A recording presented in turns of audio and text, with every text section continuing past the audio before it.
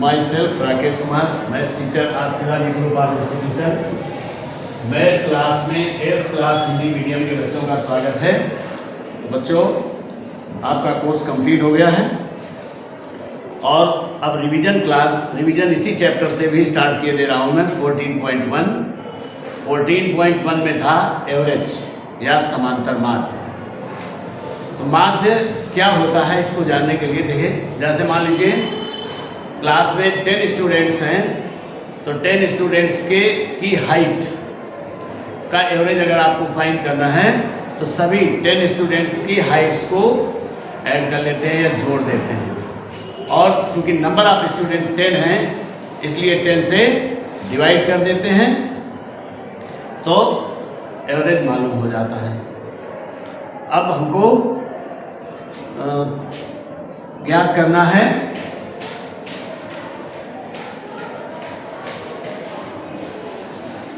माध्य। ज्ञात करने के लिए हमारे पास फार्मूला है, माध्य बराबर कुल पदों का योग, कुल पदों का योग और बटे कुल पदों की संख्या, कुल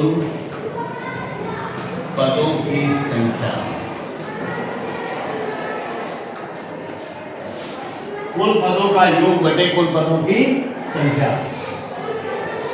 इसका मतलब यह है कि जितने भी पद हो कुल पदों का योग सभी को जोड़ दें और जितने पद हैं उससे डिवाइड कर दें। इसको जानने के लिए हमें सबसे पहले एक एग्जांपल लेते हैं हम। जैसे कह दिया जाए कि प्रथम क्वेश्चन नंबर 4 है ये आपका क्वेश्चन नंबर 4। प्रथम 3 गुणजों, 3 के प्रथम 3 गुणजों या 5 गुणजों का अंकगणितीय माध्य ज्ञात कीजिए। तो पहले हमको लिखना है 3 के प्रथम 5 गुणज बराबर तो होगा 3, 6, 9, 12 और 15। 1, 2, 3, 4, 5 होगा। तो 3 के प्रथम 5 गुणज हो गए 3, 6, 9, 12, 15। इनका अगर हमको माध्य ज्ञात करना है तो माध्य बराबर कुल पदों का योग सभी को जोड़ दें तो 3 + 6 + 9 + 12 और +15 / 5 इज इक्वल टू, सभी को जोड़ दिया जाए 3, 6, 9, 9, 18, 12, 30, 10, 40, 5, 45 बटे 3 बराबर 3 एकम 3 और 15 के 45 बराबर 15। यानी प्रथम 3 के प्रथम 5 गुणजों का माध्य बराबर 15 होगा। तो इस प्रकार से अविकसित आंकड़ों का माध्य इस प्रकार से ज्ञात करते हैं। क्वेश्चन नंबर 5 है, प्रथम 10 सम संख्याओं का अंकगणितीय माध्य ज्ञात कीजिए। Question number 5।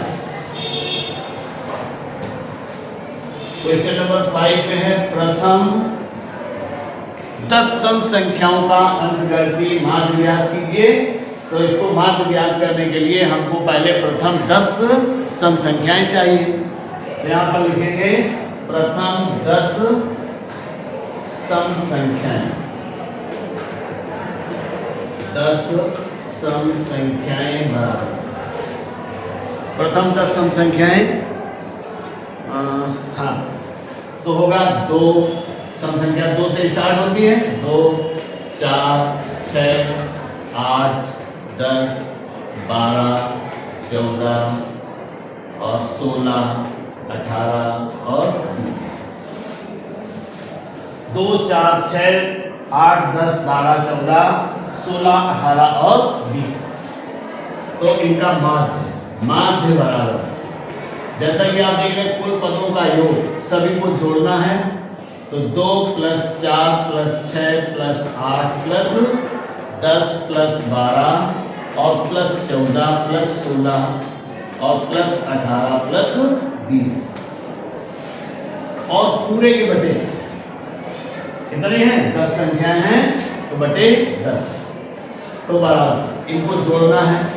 तो देखिए 20 तो यही पर रख दीजिए, 2 और 18 जोड़ेंगे तो 20 होगा, 4 और 16 जोड़ेंगे तो 20 होगा, 6 और 14 जोड़ेंगे तो 20 होगा, 8 और 12 भी 20 होगा, 10 ऐसे।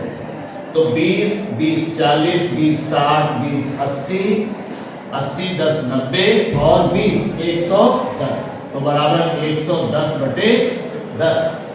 0 से 0 कैंसिल हो गया बराबर 11। यानी प्रथम 10 सम संख्याओं का माध्य बराबर 11।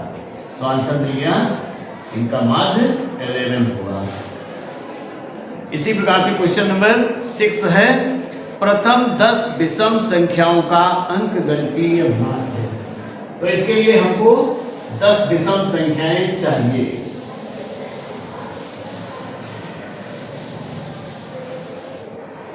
तो प्रथम 10 विषम संख्याएं बराबर, विषम संख्याएं पहले नोट करें। तो विषम संख्याएं 1 3 5 7 9 11 13 और 15 17 एंड 19। ये प्रथम 10 विषम संख्याएं हो गई। इनका माध्य याद करना है। तो माध्य बराबर, जैसा कि फार्मूले में लिखा है, कुल पदों का योग बटे कुल पदों की संख्या। तो इनको सबको पदों को जोड़ देना चाहिए। तो 1 + 3 + 5 + 7 + 9 + 11 + 13 + 15 और +17 + 19 और पूरे के बटे कितने हैं ये 10। तो अपन 10। अब इनको भी जोड़ने का लॉजिक देखिए जरा क्या है।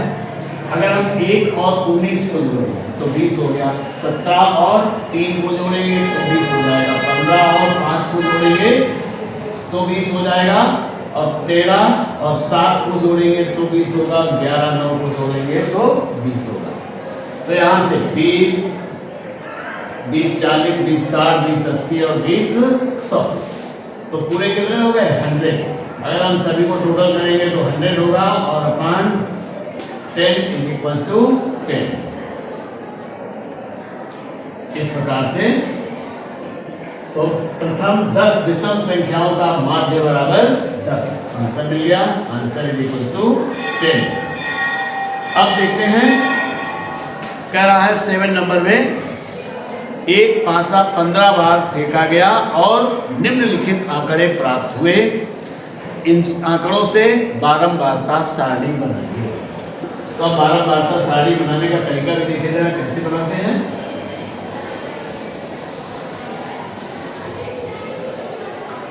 एक पासे यानी लूडो के पासे को 15 बार उछाला गया और अंक आए हमारे पास 5 1 2 2 4 5 1 2 2 4।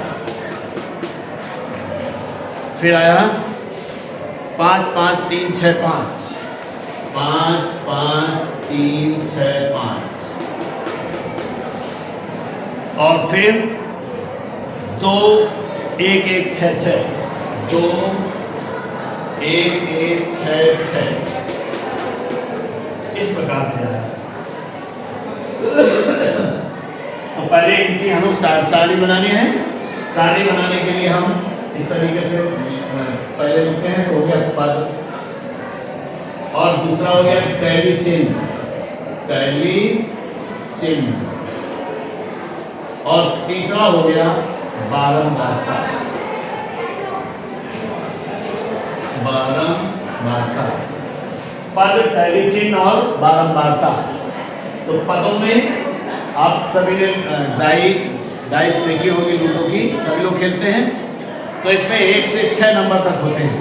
तो पद क्या हो गए 1 से 6 नंबर तक, 1 2 3 4 5 और 6। यही है आपके या पद। इनको देखना है कि एक इनमें से कितनी बार आया है। इसी पासे को उछाला गया है 15 बार, तो एक कितनी बार है 1 2 3, यानी 1 2 3 बार आया तो यहाँ 3 लाइनें खींचेंगे और यहाँ बारम मात्रा में 3 लिखेंगे। फिर 2 देखिए तो 1 2 3, 2 भी 3 बार आया है, 1 2 3 और ये 3 बार। फिर इसी प्रकार से 4 नहीं 3 को देखिए केवल 1 बार आया है, 1 और 1। 4 भी केवल 1 बार आया है, 1 यहाँ लिख देंगे और 1 यहाँ भी लिख देंगे। 5 को देखें, 5 1 2 3 4, 5 आ गया 4 और 6 1 2 3, 6 3 बार आया तो 1 यहाँ से 1 2 3 और 4 और 3 बार 1 2 3, इसमें 4 लिखना था और इसमें 3। अगर ये देखना है कि हमारी टेबल एकदम ये राइट है कि नहीं है तो इन सभी बारंबारताओं को जोड़ दें तो कितने होने चाहिए? 15 ही होने चाहिए। तो इनका टोटल भी करके देख लेते हैं। 3 3 6 1 7 1 8 4 12 और 3 15, तो n बराबर 15। इस प्रकार से हम टेबल भी बड़े आसानी से बना सकते हैं। चलिए तो टेबल भी बन गई। अब क्वेश्चन इसी प्रकार के हैं। लास्ट क्वेश्चन देखिए 14 नंबर, निम्नलिखित आंकड़ों से प्राप्तांकों का माध्य ज्ञात कीजिए।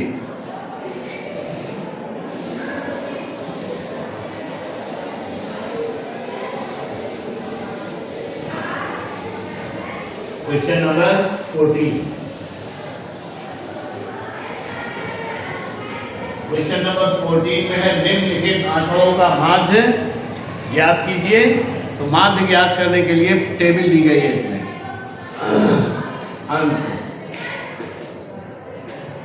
अंक और छात्रों की संख्या, छात्रों की संख्या, इसे ही बारंबारता कहते हैं। छात्रों की संख्या, अंक है 10 15 12 18, 10 15 12 18 20, 10 15 12 18 20, ठीक।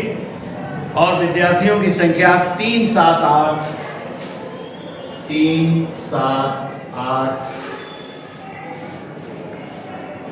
5 2, 5 और 2। इस प्रकार से अंक हमारे हैं 10 15 12 18 और 20।